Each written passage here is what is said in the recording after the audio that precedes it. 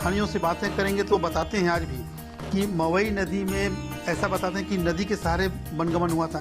जहाँ भी राम लक्ष्मण सीता गए नदी मार्ग ही उनका रहा है। एक जगह है जोगी माड़ा जिसको बोलते हैं, पत्थर को काट के गुफा बनाया गया है। उसमें भी राम के रुकने के लोग बताते हैं कि राम जी रुके हुए थे। चांदनी बिहारपुर में जाते हैं तो वहाँ पे एक जगह है रखस गंडा। बताते हैं कि रखस मतलब राक्षस और गंडा मतलब ढेर। प्रभु श्री राम ने राक्षसों से मार के यहाँ पे ढेर किया था, इसलिए इसका नाम रखस गंडा पड़ गया। कपसरा के पास एक सालोहर बेसाही दो पर्वत है, उसको उठा के ले जा रहे थे, बांध बना रहे थे। टूटे हुए बांध की तरह आज भी दिखता है, वो अधूरा रह गया। सभी जितने भी स्थल हैं जो आइडेंटिफाई हो चुके हैं, जो नहीं हुए हैं, सबको सर्वे कराया जाए।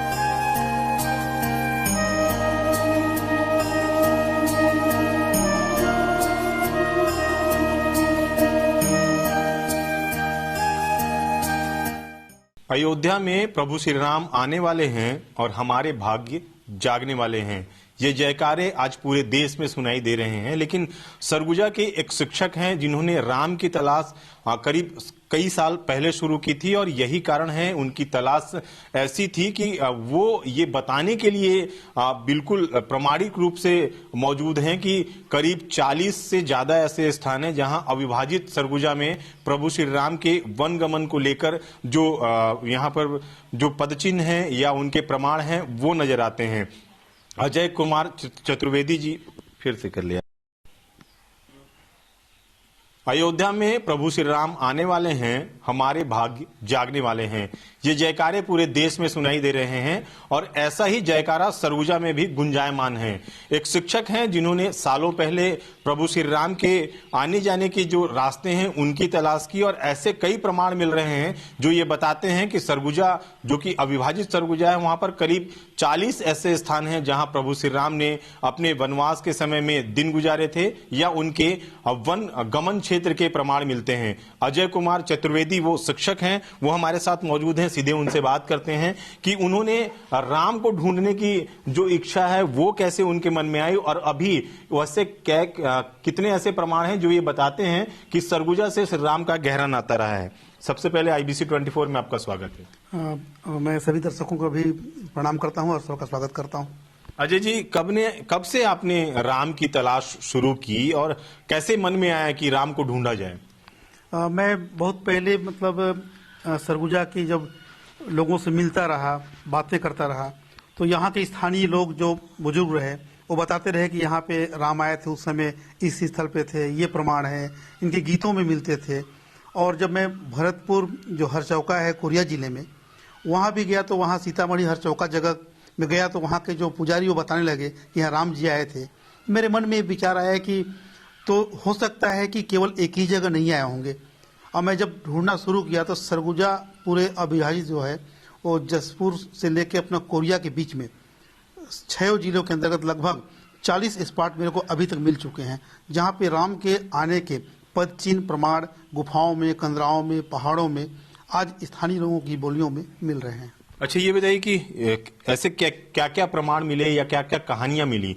कोरिया से शुरुआत होती है, हमें जहां तक जानकारी है कि प्रभु श्री राम का जो छत्तीसगढ़ या दंडकारण्य में प्रवेश हुआ वो कोरिया से शुरू हुआ।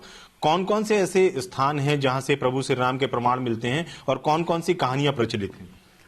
कोरिया जिले में छत्तीसगढ़ का प्रथम प्रवेश राम जी का माना जाता है, और वहाँ पे आप कोरिया जिले में हरचौका जगह पे जाएंगे तो वहाँ पे एक मवई नदी है, और जब स्थानीयों से बातें करेंगे तो बताते हैं आज भी कि मवई नदी में ऐसा बताते हैं कि नदी के सहारे वनगमन हुआ था।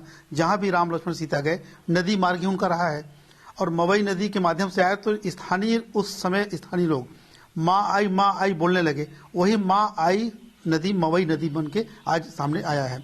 तो कोरिया जिले में हरचौका है, फिर खमरौद है, सीतामढ़ी छतौड़ा आश्रम है, इस तरह से कोटाडोल है, फिर अमृतधारा का जगह है, रामगढ़ पहाड़ी है। ऐसे प्रवेश करते हुए वो सूरजपुर जिले में प्रवेश करते हैं। और सूरजपुर जिले में आप जब देखेंगे तो एक जगह है जोगी माड़ा, जिसको बोलते हैं पत्थर को काट के गुफा बनाया गया है। उसमें भी राम के रुकने के लोग बताते हैं कि राम जी रुके हुए थे। और वहीं से आगे बढ़ेंगे तो कुदरगढ़ी का पहाड़ी है, जहाँ पे वन देवी माँ कुदरगढ़ी देवी हैं। वहाँ भी वन देवी की पूजा इनके द्वारा किया गया था, ऐसा माना जाता है। जब हम आगे उड़गी में आगे बढ़ते हैं तो एक पहाड़ है सीता लेखनी पहाड़, और वहीं पे लक्ष्मण पंजा एक जगह है। तो सीता लेखनी पहाड़ में भी कुछ लिखा हुआ है, जिसे ग्रामीण आज भी बोलते हैं कि ये माता सीता के द्वारा लिखा गया है। और बड़े ही श्रद्धापूर्वक वहाँ के जो सिंदूर पक्खन है उसको अपने माथे में स्त्रियां लगाती हैं और अमर सुहाग करती हैं अपना, और लक्ष्मण के पंजे के निशान भी हैं। उसी तरह आगे बढ़ जाते हैं हम, तो चांदनी बिहारपुर में जाते हैं तो वहाँ पे एक जगह है रकसगंडा। बताते हैं कि रकस मतलब राक्षस और गंडा मतलब ढेर। प्रभु श्री राम ने राक्षसों को मार के यहाँ पे ढेर किया था, इसलिए इसका नाम रकसगंडा पड़ गया। हम आगे इधर आते हैं तो सारासुर आता है। सारासुर में वही किंवदंती प्रचलित है कि सारा नामक राक्षस को राम के द्वारा वध किया गया था और उसने शोर किया, इसलिए सारासुर नाम वहाँ पे पड़ गया। और सारासुरों के बारे में कहते हैं कि आपके कपसरा के पास एक साल्होर बेसाही दो पर्वत है, उसको उठा के ले जा रहे थे, बांध बना रहे थे। उस टूटे हुए बांध की तरह आज भी दिखता है, वो अधूरा रह गया। उसी कपसरा के बगल में जब जाते हैं हम देखते हैं तो एक दुर्ती गांव के बगल में मरहट्ठा गांव है। वहां पे आप देखेंगे 40-50 पदचिन्ह दिखाई देते हैं। स्थानीय जन ये बोलते हैं कि ये प्रभु श्री राम और लक्ष्मण के ही पंजे के निशान हैं, और आप देखेंगे तो पैर के निशान जैसे दिखते भी हैं। वहां से जब हम आगे बढ़ते हैं तो शिवपुर एक पावन जगह मिलता है, प्रतापपुर विकासखंड में है। हम जब शिवपुर में जाते हैं तो वहाँ पे ये मान्यता प्रचलित है कि प्रभु श्री राम ने वहाँ की शिवलिंग की स्थापना करके पूजा अर्चना किए थे। उसी तरह से बलरामपुर जिले में जाते हैं तो रामचौरा पहाड़ है, सीता चौक है, फिर सीता चुआ है। सीता चुआ बोलते हैं कि माता सीता अपना पैर सिर का बाल धोई थी, जो बाल का पानी टपका था, इसलिए उस नाम सीता चुआ बोल दिया गया। फिर वहाँ से जब हम आते हैं तो प्रतापपुर से आगे बढ़ते हैं तो बिलद्वार गुफा है, जहाँ पे महर मुंडा ऋषि का आश्रम बताया जाता है। फिर हम आ जाते हैं अपने अंबिकापुर में। अंबिकापुर के बारे में तो किंवदंती भी है और प्रमाण भी है कि 1905 तक अंबिकापुर को विश्रामपुर कहा जाता था। और ये बताया जाता है कि विश्रामपुर इसलिए इस अंचल को कहते थे कि यहाँ पे प्रभु श्री राम विश्राम किए थे, इसलिए विश्रामपुर नाम पड़ा। 1905 में जब नाम परिवर्तन किया गया तो विश्रामपुर जो वर्तमान में है उसको उड़ार बहरा कहा जाता था। विश्रामपुर नाम विलोपित न हो इसलिए उसको विश्रामपुर बनाया गया, और विश्रामपुर जो वर्तमान में था उस समय उसको अंबिका देवी के नाम पे अंबिकापुर नाम रख दिया गया। उसी तरह से जब हम आगे निकलते हैं तो महेशपुर में जाने का प्रमाण मिलता है। फिर आपका ये रामगढ़ है, रामगढ़ में तो पूरे विश्व प्रसिद्ध है कि वहाँ पे राम जी आए थे, लक्ष्मण बेंगरा, सीता बेंगरा। उसी तरह से आप देखेंगे कि वहाँ पे हथपोड़ गुफा है। पहाड़ी के ऊपर जाएंगे तो राम जानकी मंदिर भी है, सीता कुंड भी है, तो बहुत प्रमाण वहाँ पे मिलते हैं। वहीं पे नीचे जाते हैं तो एक बहुत पवित्र जगह है चंदन माटी गुफा।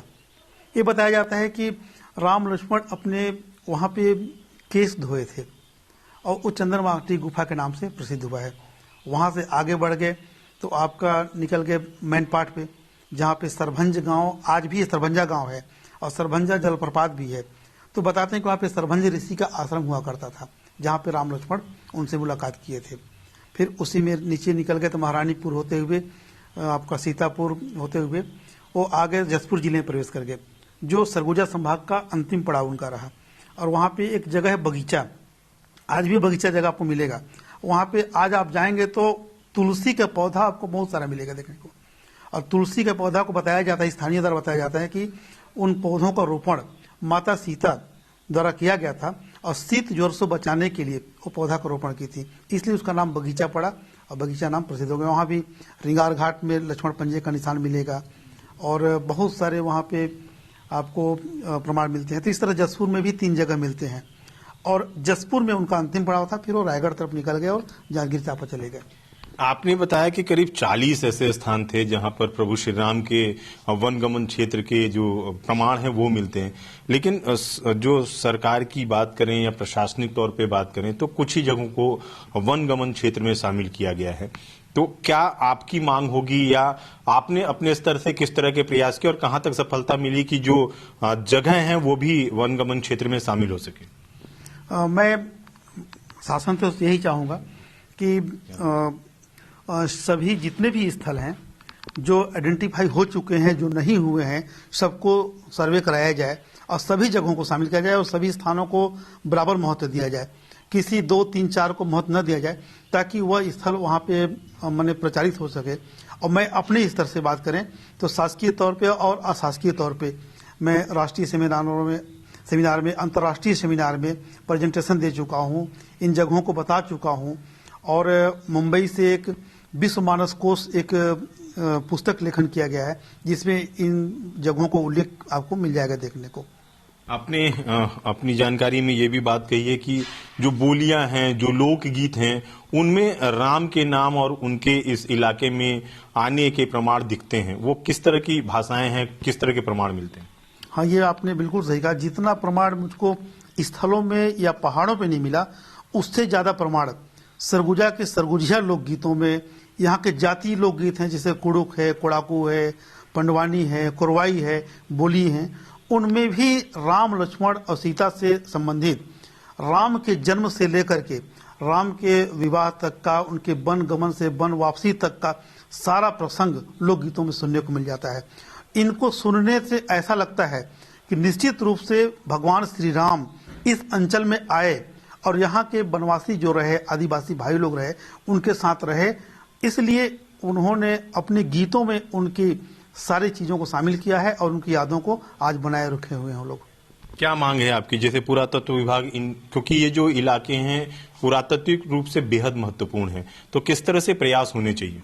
हम मेरा मांग यही रहेगा कि भगवान श्री राम से संबंधित जितने भी स्थल हैं उनको संरक्षित किया जाए, उनको प्रमाणों को बचा के रखा जाए ताकि आने वाली जो पीढ़ी है वो भी भगवान श्री राम के पदचिन्हों को, उनके जो स्थान है उनको जान सके। और जो यहाँ के लोकगीत हैं आज वो विलुप्त होते जा रहे हैं, उनको भी संरक्षित किया जाए ताकि लोग पारंपरिक लोकगीतों को भी आने वाली पीढ़ी तक जानते रहें। धन्यवाद। तो ये थे अजय चतुर्वेदी जी, जिनका साफ तौर पर कहना है कि प्रभु श्री राम सरगुजा संभाग भर में भ्रमण किए हैं। इसके प्रमाण कई स्थानों पर दिख रहे हैं, कई जगह पदचिन्ह दिखते हैं, कई जगह वहां पर किंवदंती कथाएं प्रचलित हैं। ऐसे में कहा जा सकता है कि सरगुजा और खासकर छत्तीसगढ़ दंडकारण्य के इलाके से प्रभु श्री राम का गहरा नाता रहा है। यही कारण है कि जो अजय चतुर्वेदी जी हैं उनका ये मांग है कि न सिर्फ उन इलाकों को संरक्षित और संवर्धित किया जाए बल्कि लोकगीत जिसमें प्रभु श्री राम के आने से लेकर उनके वापसी तक के प्रमाण बिल्कुल साफ झलकते हैं, उन्हें भी सहेजा जाए ताकि आने वाली पीढ़ी प्रभु श्री राम के जय घोष के जानकारी से रूबरू हो सके। कैमरामैन दीपक गुप्ता के साथ अभिषेक सोनी, IBC 24, सरगुजा।